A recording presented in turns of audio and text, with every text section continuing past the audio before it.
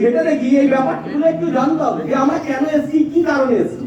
যেমন ছোটবেলা থেকে যদি আমাকে জিজ্ঞাসা করো আমি এই পৃথিবীতে কেন এসেছি, তার কোনো কারণ নেই, জাস্ট এসেছি।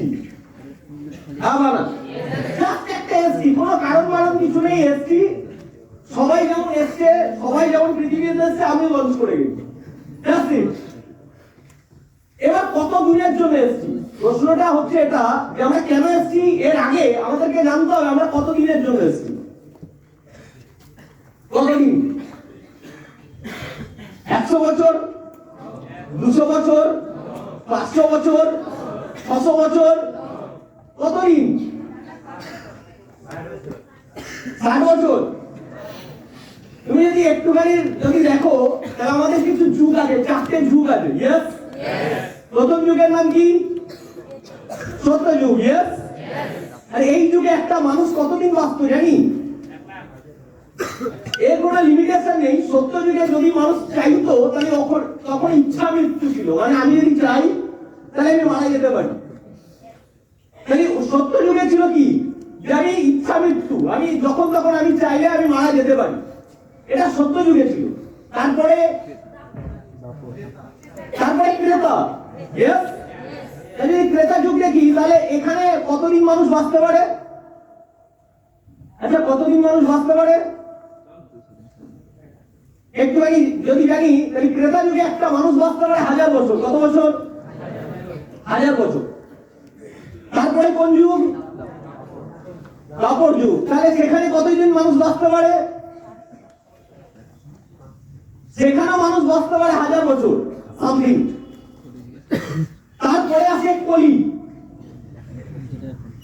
আর আমরা কোন সময় আছি?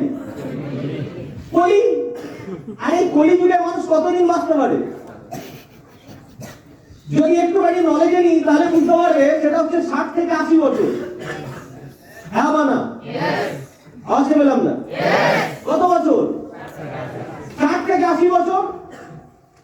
তাহলে আমরা জন্ম নিয়েছি ঠিক আছে, কিন্তু কত দিনের জন্য নিয়েছি? 60 থেকে 80 বছর। যদি একটুখানি ভাবি বা একটুখানি বুঝি যে আমাদের জন্মটা হয় 84 লক্ষ প্রজন্মের পর। কত লক্ষ? 84 লক্ষ প্রজন্মের পর। Not matter of joke. এই 84 লক্ষ প্রজন্মের মধ্যে তোমাকে 30 লক্ষ বছর, 30 লক্ষ বছর তোমাকে যেটা হতে হবে সেটা হচ্ছে জীব পতঙ্গ। বুঝতে পারলাম? সরি, জীব। কি হতে হবে? জীব। জীব মানে কারা? ওই যারা পশু, যাদের চার হাত পা আছে।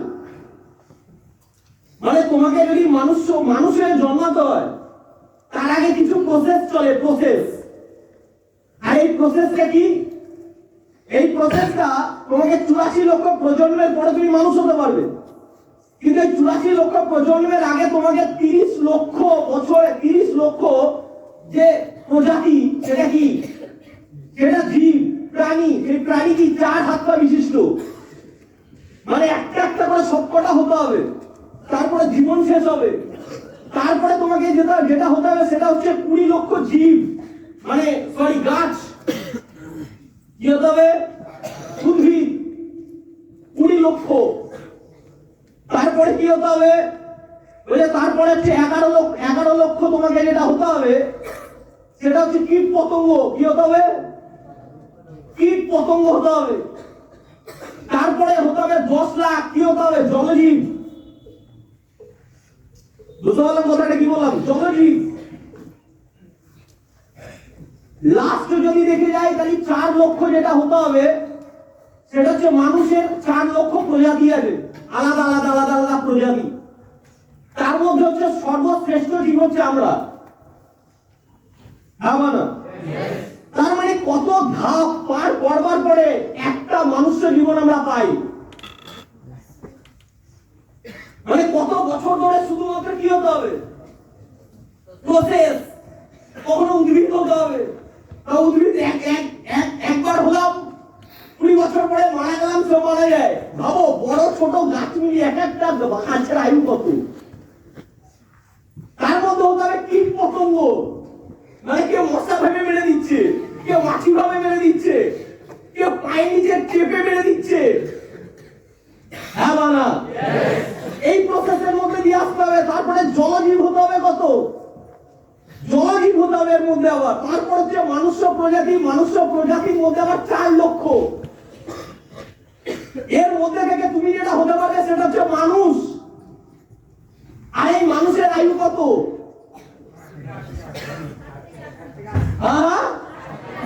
এই মানুষের বয়স হচ্ছে 60 থেকে 80। আমরা কতদিন বাঁচতে পারবো? 60 থেকে 80। তার মানে জীবনে এত কষ্ট পাওয়ার পরেও তারপরে যে জীবনটা পেলাম সেই জীবনটা কেমন? এই আনন্দের আড়াবাড়ি মস্তি কি কেমন জীবন পেলাম? আগে বুঝতে হবে কেমন জীবন পেলাম আমি। একটা মানুষ হওয়ার জন্য তাকে কত কিছুর মধ্যে দিয়ে, কত প্রসেসের মধ্যে দিয়ে, কত যুগ যুগান্তর কাটিয়ে তারপরে শুধুমাত্র আমরা জীবন পেয়েছি, তাও একটা লিমিটেশন টাইম। আর এই লিমিটেশন টাইম কত? যা 60 থেকে 80, তার মধ্যে আবার যদি একটা অ্যাক্সিডেন্ট হয়ে যায়, ভেবে দেখো তার মধ্যে একটা কি হলো, তুমি রাস্তা দিয়ে যাচ্ছ, হঠাৎ করে তোমাকে বা লরি এসে মেরে দিল, বুঝতে পারছি না কি করলো? ধরো লরি এসে মেরে দিল, তোমার জীবন ওখানেই শেষ।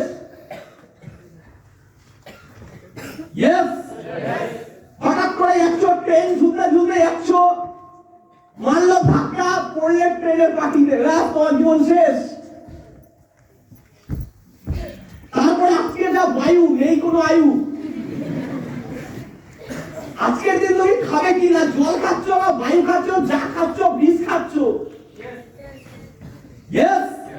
তারপরে জীবনে কষ্ট করবার পরে তারপরে যে জীবনটা পেলাম, মনে করলাম জীবনে সুখী থাকবো। কোথায় সুখ? বাঁচবো কতদিন? যা 60 বছর থেকে 80 বছর, তাও আমার রিস্ক গ্যারান্টি নেই। আজকে আছে তো কালকে নেই, কাল আছে না পরশু নেই। তারপরে আবার মাথায় কত প্রেশার। তাহলে আমরা সুখী কোথায়? প্রথম কথা বুঝতে হবে সুখী কোথায়। হ্যাঁ বানা, তার মানে আমরা বেশি দিনের জন্য লাস্টিং করছি না। কতদিনের জন্য লাস্টিং করছি? হ্যাঁ, আমাদের লাস্টিং লেভেল 60 থেকে 80। তুমি যাই করো না কেন, কিছু করতে পারবে না? দাদা কোনো অসুবিধা নেই, আমি আমার রিচার্জ প্ল্যান বানাতে পারবো 1 বছরের। জিও রিচার্জ প্ল্যান বানাতে পারবে? জিও রিচার্জ প্ল্যান 1 বছর জায়গায় 2 বছর, 2 বছর জায়গায় 4 বছর না। তার মানে এখানে যারা বসে আছি তাদের এজ লেভেল কেমন থাকে? এজ লেভেল আগলি টু আগলি, এই তার আগেও আমি উঠে যেতে পারি, চলে যেতে পারি দুনিয়া ছেড়ে। তাহলে প্রথম কথা, আমরা এই জীবনটা পেয়েছি 60 থেকে 80 বছরের জন্য, কিন্তু জীবনটা আমাদের কেমন হবে এটা চয়েস কিন্তু ভগবান আমাদেরকে দিয়েছে। যে আমরা কেমন ভাবে জীবনটা কাটাতে চাই, কেমন ভাবে আমরা লাইফটা কাটাতে চাই, কেমন ভাবে আমরা লাইফটাকে গড়তে চাই, সেটা ডিসিশনটা কার হাতে? আমার হাতে। আমি কেমন ভাবে কাটাতে চাই, কেমন ভাবে বাঁচতে চাই। জীবনটা খুব শর্ট টাইমের, আজকে আছে তো কালকে নেই। দেখতে পাচ্ছ এই বছর এলো, সামনের বছর আবার একটা বছর, হ্যালো, তারপরে দেখো আবার একটা বছর, বছরের পর বছর কেটে যাচ্ছে, বোঝা যাচ্ছে না, চলে যাচ্ছে। তুমি জানবে এই যে এজ, আমাদের যে লিমিটেশন টাইম, স্মার্ট ভ্যালু বাদ দিয়ে আমি আউট অফ মার্কেটে যদি চলে যাই, আউট অফ মার্কেটে মানুষ কি করছে, এবং আমরা এই এজ লেভেলটা আমরা কিভাবে কাটাচ্ছি, এই জিনিসগুলো আমাকে ভালো করে নলেজ আমাকে জানতে হবে আলাদা আলাদা ভাবে। যে আমরা খুব কম টাইমের জন্য এই পৃথিবীতে এসেছি, আর এই কম টাইমের মধ্যে আমাকে কিছু করতে হবে। হ্যাঁ মানা, কিন্তু কি করতে হবে তার কোনো নলেজ নেই, কিভাবে চালাতে হবে তার কোনো নলেজ নেই। এসছি, চলতে হবে কিভাবে, যেটা আমরা বুঝেছি যে চলো আমরা জীবনে এসছি, আমরা বাঁচবো কতদিন তার কোনো ঠিক নেই। কিন্তু কি করতে হবে? করতে হবে জীবনে একটা জব, একটা চাকরি, যেখানে 10, 12, একটা 15 একটা ইনকাম আসবে। আমরা আমাদের লাইফটাকে চয়েস করছি, একটা চাকরি করতে হবে, তার জন্য আমরা বেঁচে আছি। আমাদের ছোটবেলা থেকে বাঁচবার কারণ বলা হয়নি, বাঁচবে কেন? কিভাবে কাটাবে তোমার জীবন, এগুলো বলা হয়নি কখনো। আমরা জীবনে জেনেছি চলো ছোট থেকে বড় হয়েছি, একটা কাজ করতে হবে, একটা 10 থেকে 12,000 টাকা চাকরি করতে হবে, চলো একটা কাজ করতে হবে, একটা গাড়ি কিনতে হবে। জীবনটা এসছি, জীবনে একটা বাইক না করলে আর কি হলো? জীবনে পৃথিবীতে এসছি, চলো মা বাবার কি কাজ করতে হবে, একটু স্বপ্ন টপ্ন যা আছে একটু পূরণ করতে হবে। আমাদের মা বাবার তো কোনো স্বপ্ন টপ্ন নেই।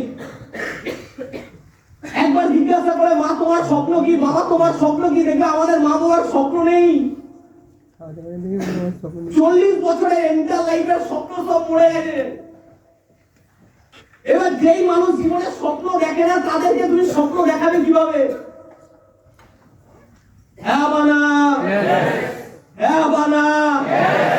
তাহলে ভেবে দেখো, আজকে আমাদের মা বাবাকে ভালো রাখতে হবে, এটা আমরা এসে বুঝে গেছি, পৃথিবীতে আসবার পরে দায়িত্ব বুঝে গেছি যে আমাদের মা বাবাকে কি করতে হবে, ভালো রাখতে হবে। শুনেছি ভালো রাখতে হবে, কিভাবে রাখতে হয় জানি না, এসব সেন্স নেই। ভালো রাখতে হবে, কিছু করতে হবে, জীবনটা চালাতে হবে, কিন্তু কিভাবে এর কোনো অ্যান্সার নেই আমাদের কাছে। এবার আমরা কি, যদি আমি দেখি মা বাবাকে ভালো রাখতে হবে, যদি আমি বেঁচে আছি 60 থেকে 80 বছর, এটা আমার অবজেক্টিভ, একটা বিয়ে করতে হবে। তার আগে কি কাজ করতে হবে? একটুখানি পড়াশুনো করতে হবে, ছোটবেলাতে শিখেছি পড়াশুনো করতে হবে, সাথে একটা প্রেমও করতে হবে। কত কাজ ভাই, জীবনটা 60 বছর, কত কিছু কাজ আছে। তারপরে আবার কি কাজ করতে হবে? চাইলে আবার একটা দুটো নাট বল্টু নিয়ে আসতে হবে। জীবনে কত প্রেশার, হ্যাঁ না? তারপরে আবার কি, তারপরে আবার নিজের ঘরের, অন্যের ঘরের, সবার ঘরের দায়িত্ব নিতে হবে। দেন আবার যদি বাড়ি না থাকে একটা ঘর বানাতে হবে, কারণ মা বাবার স্বপ্ন কি, জীবনে মরে যাওয়ার আগে একটা ভালো বাড়িতে থাকতে চাই। হ্যাঁ বানা। তাহলে যদি আবার স্বপ্ন না রাখতে একটুখানি যদি ঘোরাঘুরি ব্যাপারে দুনিয়া বাড়ি একটু দেখতে হবে। হ্যাঁ বানা। তার মানে জীবনে 60 বছর, কিন্তু জীবনের দায়িত্ব অনেক। এবারে দায়িত্ব পূরণ করবার জন্য সময় কত? 60 থেকে 80 বছর, তার আগে 20 বছর খেয়েই ফেলে দিই। হ্যাঁ বানা, খেয়ে ফেলেছি তো আমরা। কি করে খেলে? আমরা তো 20 বছর এমনি শেষ করে ফেলেছি, ধূপকা দিয়ে এমনি জ্বালিয়ে ফেলেছি। কিছু হোক আর না হোক 20 বছর এমনি শেষ।